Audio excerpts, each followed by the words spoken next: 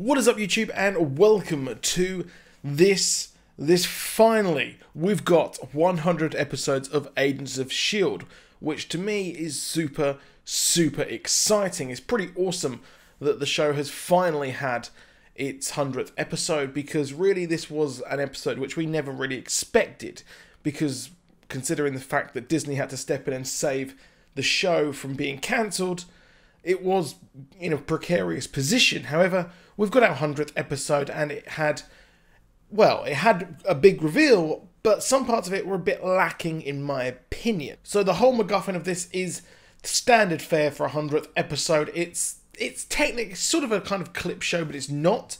We've got all three of the monoliths were together, and they were blown up due to the kind of beacon that was set up.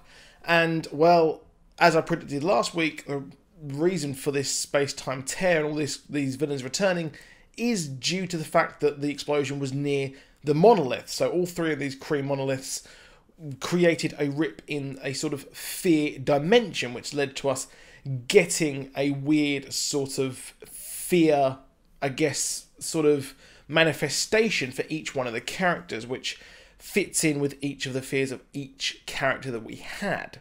Now, that wasn't particularly what we got. We didn't particularly get each character face off solo against their own fear, which was really strange, and I thought that was the way they were actually going to go with this episode.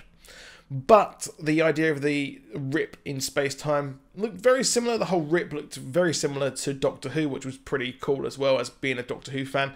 And the fact that there is a time travel bootstrap paradox at the end of this episode, again, pretty darn cool.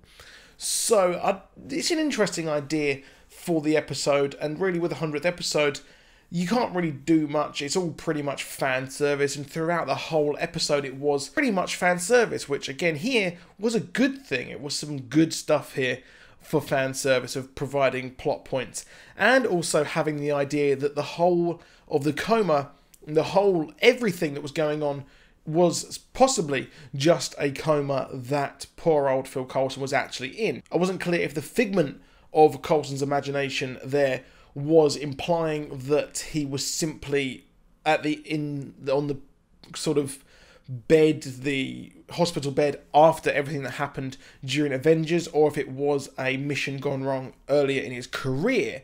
If it was the kind of former, if it was before the whole of MCU and he's imagining the whole MCU, well, how would he know Mike Peterson? It's kind of a bit odd how he would exactly know him, to be honest, but I thought it was pretty cool nonetheless that they were addressing the fact that this is not a coma idea. And it's kind of weird. I would have expected them to do the framework for this. I would have expected them to use the framework as a template for bringing everyone's worst fears here onto the show, which I thought would be a nice way to kind of wrap up everything and have everything that's we've had so far. So we had Hive, we had Lash, we had the Vrelnexians, and we had a few others. We had the weird sort of nun thing, which was kind of odd. We never really saw much resolution of that. I think that's simply just a fear. Maybe that's just a reference to those kind of weird Conjuring films with the nun. Is it Vic New or whatever? I don't really know what the name is. Maybe that's just a weird reference to that show. I could be completely wrong. But I expect this kind of fear sort of dimension to come back. They've really put a kind of plaster or band-aid on the rip there, which was really cool, to say the least. Now we had Hive, we had Lash, we had a few others as well of Vrelnexians, like I said. We also had the LMD, which for some reason Yo-Yo was scared of, which I don't know why that was her fear, to be honest, but what it was. Now, it's a real shame we never got to see much of Hive, and we never saw Grant Ward. I was hoping that Grant Ward would return for this episode at least, because he is one of the biggest parts of the show's history, and it's kind of odd that he wasn't involved with this. He was kind of wearing the Hive coat or that kind of thing, so I don't know. It was just really weird that we didn't actually get to see him do this at all. It would have been cool if Grant Ward appeared, then he turned into Hive later on or something like that, or he turned in, or vice versa. But it is, like I said, a real shame that we didn't have him. And these villains were pretty much dispatched very easily. I mean, Hive was pretty much killed by a rocket straight away, and they had to send him to space with a nuke.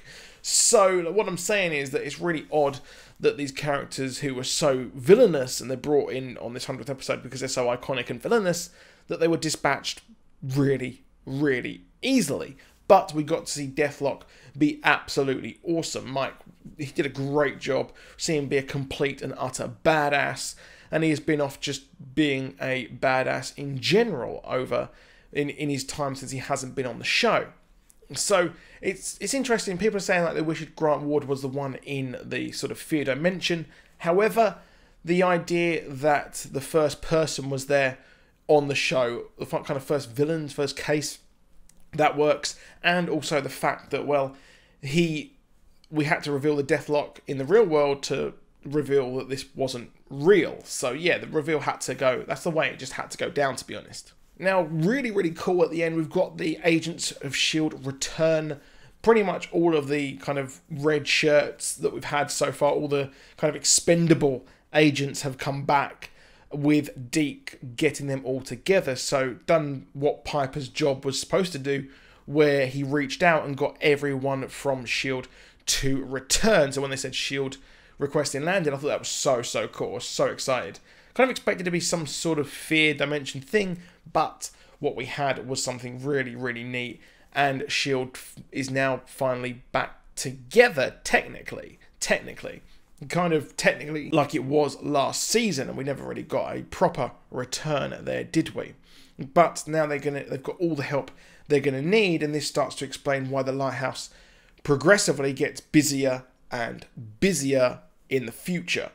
So really, really neat there that they've come back. Hopefully we'll see a lot more missions. They'll go on missions in the last few episodes of this season, because we're at the halfway point now, or just over actually.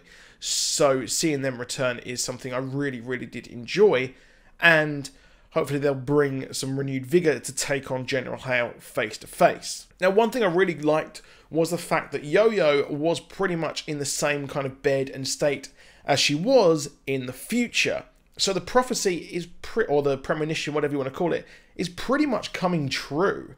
So she is there, her arm's been cut off, and she's in the same bed. So things are becoming truer and truer as time goes by. They are pretty much, it's a self-fulfilling prophecy, and they're going to have to find a way to actually take that down. Now, Coulson is dying, and I was wrong on this. I thought it would be the fact that he would have to become the Ghost Rider, but the deal was that his kind of Tahiti Project blood that was pumped into him, the alien voodoo, as he said, he's actually coming apart, and he's not actually, he's really screwed now, because the thing that was keeping him alive is now slowly killing him.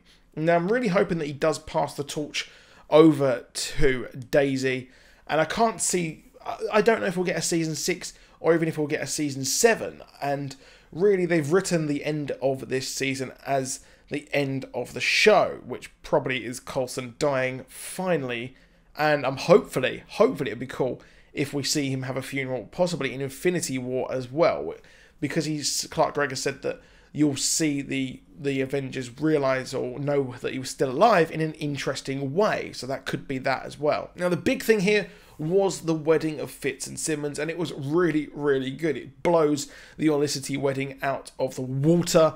It was a really, really good moment of all these seasons come together.